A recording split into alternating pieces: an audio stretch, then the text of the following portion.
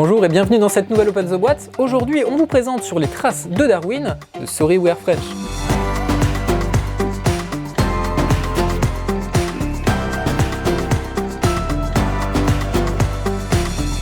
Sur les traces de Darwin, c'est un jeu de Grégory Grard et Mathieu Verdier, illustré par Maud Briand et David Sidbon avec beaucoup de goût. C'est un jeu dans lequel vous allez jouer des naturalistes et vous allez à bord du Beagle, le célèbre navire sur lequel Darwin a accosté dans différentes îles. Vous allez faire le tour des continents pour récupérer des connaissances sur les différentes espèces animales. Et vous allez faire ça avec des composants de jeu qui sont vraiment très très beaux. C'est un jeu qui est très bien édité. Hop! Alors on commence tout de suite avec une règle du jeu, faut le dire, c'est un jeu qui est très accessible, c'est plutôt un jeu qui se veut familial. Donc on a deux carnets, un carnet d'appendices, je vais vous montrer tout de suite après, et un livret de règles. Le livret de règles, on commence déjà avec un côté très historique, on vous présente le personnage, on vous présente Darwin, et c'est plutôt intéressant.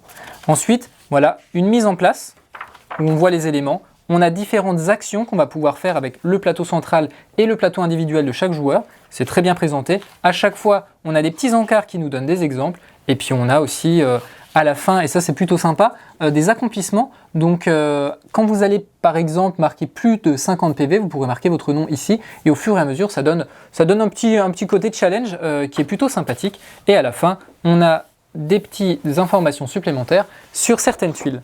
Ça c'est pour les règles du jeu, et on a également, et ça c'est vraiment super bien, et le jeu est vraiment pensé comme ça, on le voit quand on y joue, on a ici un carnet qui nous présente les différentes étapes de Darwin autour du monde et les différentes escales qu'il y a faites et ce qu'il a trouvé. Et on a également un espèce de bestiaire avec certains animaux qui sont présents dans le jeu, qui va nous apprendre pas mal de choses sur la girafe et des faits assez insolites parfois.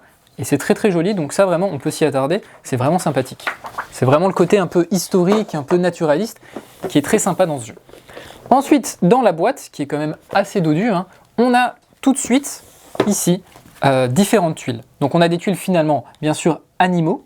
Donc on les voit, elles sont assez sympathiques, toutes ces tuiles. Il y en a pas mal, on a 5 planches, avec des tuiles animaux, sur lesquels on va trouver finalement le biome dans lequel ils évoluent, mais également la race, et puis si ils nous font gagner des points de victoire à la fin de la partie, on a des icônes qu'il faudra multiplier par des petites boussoles par exemple pour gagner des points, et on voit donc qu'il y a différentes couleurs en fonction de l'endroit où on peut les trouver, mais également des symboles en fonction du type d'animal que c'est, oiseaux, lézards, etc. Et on verra que ça pourra nous faire marquer des points.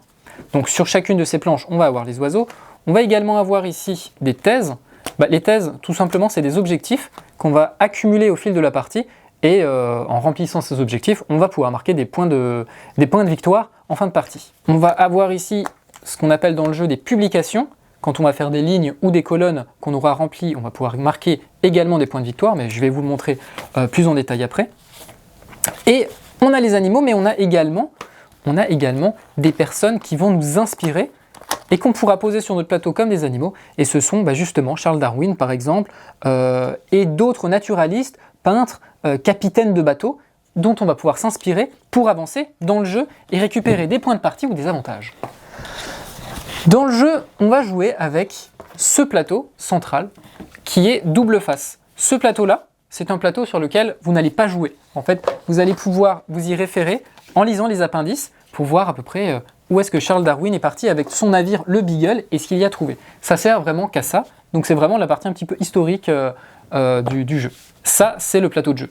Le plateau de jeu sur lequel vous allez disposer au hasard différentes espèces animales. Voilà, on va le compléter. Et c'est depuis ce plateau de jeu que vous allez pouvoir récupérer des espèces et les agencer dans vos plateaux à vous.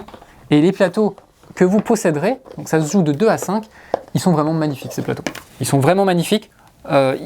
En fait, en gros, ce sont des petits livres. Voilà, on le voit sur le bord.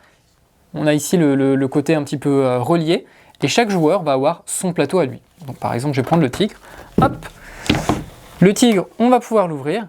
Et donc le plateau de chaque joueur est identique. On a ici des lignes et des colonnes. Tout simplement, il va falloir essayer de récupérer des animaux sur le plateau central et de les placer au bon endroit.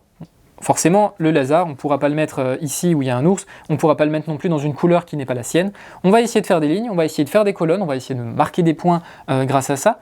On va également essayer au fur et à mesure de la partie de récupérer par exemple des petits mécènes, des guides qui vont nous permettre de réaliser des actions un petit peu spécifiques et de bouger le bateau, puisque l'une des spécificités du jeu, c'est que ça va fonctionner comme ça. Ici on va avoir donc les tuiles, hein, ce sera rempli, et le Beagle, le navire, qui est représenté par cette petite figurine, qui va voguer autour du monde, et en fonction de son emplacement, on pourra prendre seulement l'une des tuiles qui est placée sous lui.